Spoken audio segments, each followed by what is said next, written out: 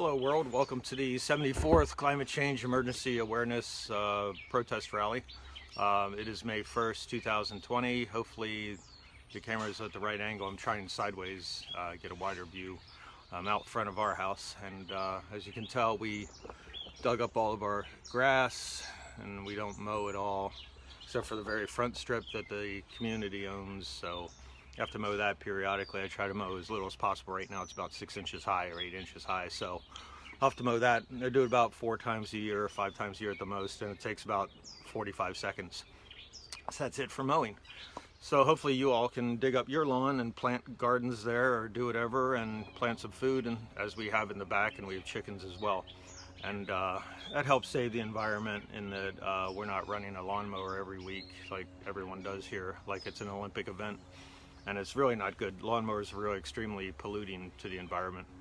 So anyways, as I said, this is the 74th climate change emergency protest. We're still in lockdown here in the United States, so I'm not able to get out on the streets and protest, which I think is a lot more effective than just doing videos.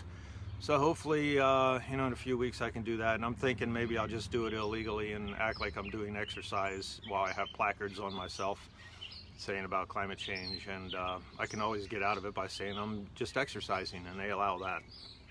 So presently the CO2 level is 417 parts per million, 417.3. There was on Scripps graph, it showed 419 parts per million, 419 and a half I think it was. So it looks like we're going to push over 419, 420 before the end of May.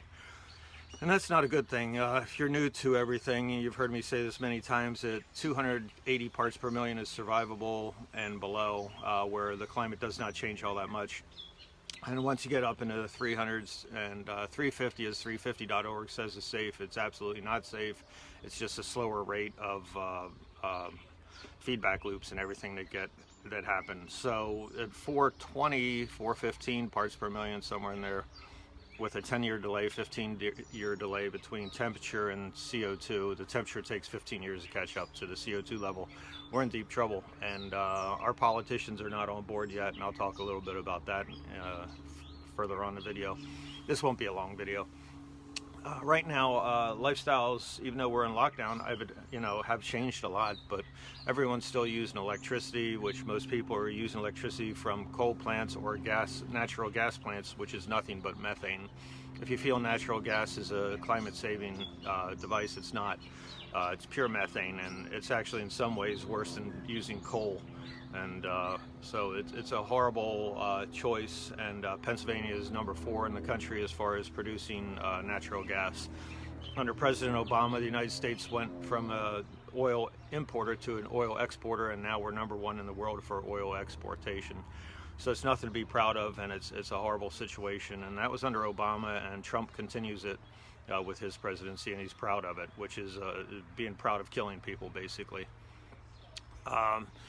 Let's see here. Eventually what will happen is at 420, 415, or whenever the temperature decides to catch up to the CO2 levels or start getting there. Right now we're in basically the beginning of the iPhone era, and that's when Chinese manufacturing started coming online heavily, and they started manufacturing all of our goods in the United States. And so they're shooting out massive amounts of CO2 and particulates into the air, and eventually that'll come home to roost, and it's now doing that. I mean, some places are really experiencing climate change, and here at where we are here, yesterday we had 2 inches of heavy rain. I mean, it was crazy rain. It's weather, but it's an indication of where we're headed as far as bizarre weather. We've been very, very cold because the Arctic has, the polar vortex was very strong this winter, and warm air pushed up from Siberia into the Arctic and now pushed cold air down onto us. So it's been about 2 weeks of really cold air, but I can assume that within 2 more weeks or so we're going to start getting into hot weather, and we'll start to see an untypical summer. I really expect it to be very, very warm. So eventually what happens is that once the temperature starts catching up to CO2, or starts getting up into what was the 400 level for CO2, you're going to have a breaking point, and which means that you're going to have massive methane releases in the Arctic. which is methane as a greenhouse gas that initially is 160 times more potent than is CO2 as far as greenhouse trapping ability. So it's not a good situation that way. And then you end up with fires, floods, insects, droughts, all lead to food insecurity. So that is a commonality link with coronavirus as to where we're headed. You saw a massive panic at the grocery stores where people scrambled for food and toilet paper and whatnot. And shelves were actually empty in the United States, and I assume they are now. We only go shopping once every 2-3 weeks now because we're trying to stay away from everyone.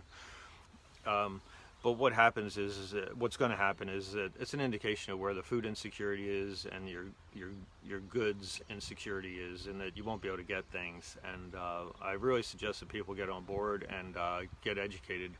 The first thing you need to do is get yourself educated as far as researching climate change, and it's a perfect opportunity to do that since everyone's on lockdown. Things are not good. I mean, everyone's worried about coronavirus, but this is going to pale in regards to, in comparison to climate change.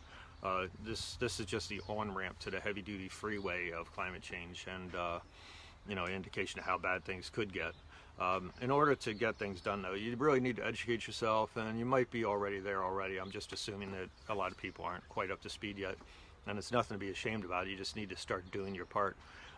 Get educated, follow YouTube, get on the scientists, you know, on YouTube, start watching them, listening to them. You got Peter Wadhams, Peter Carter, Paul Beckwith. There are others on there, but once you get into those, then you got Extinction Rebellion and Union of Scientists with Stuart Scott, I think it is.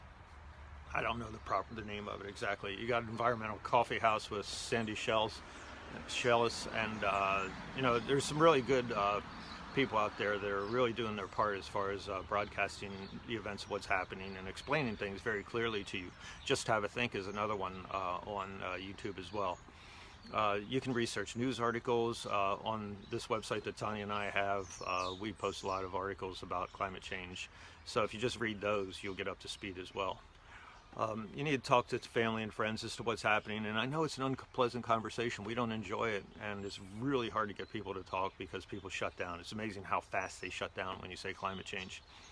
I usually tend to wait till someone brings up an event happening, such as it's been really cold, for example, and I explained to one of the relatives that the reason why it's cold is because of polar vortex and all that stuff. So, you know, sometimes maybe if you wait till it comes up, a weather event or something happening, that you can explain to them in terms of climate change as to why it's happening. It's a really good idea to do that. Or just give a lead-in sentence. Maybe someone would get interested in that. It's amazing how few people ask questions as to what's happening out there in the world or what's going on right now with climate change. No one asks any questions about it, and people need to stop treating it like it's a family secret or something or other, because it's coming whether you bury your head in the sand or not, and we need to attack this thing straight on. The politicians need to get on board, and the only way they're going to get on board is if you twist their arms and make them get on board. And the only way to twist their arms is become very aware as to what's happening about the facts and numbers and everything, and so you can back it up and actually sound intelligent concerning climate change. You know, people need to get out in the streets and protest once this lets up. You can do social media broadcasts and things like that, or type articles, or, you know, reprint articles on your YouTube, on your Facebook page. So I really suggest people start doing that as well. Now, today, for example, we're going to get out and go for a run in the woods and stop by and hug a tree somewhere, or 2 trees or 3 trees. You know, it's always good to get your feet on the dirt and you know, try to experience nature and appreciate it and listen to the birds and all.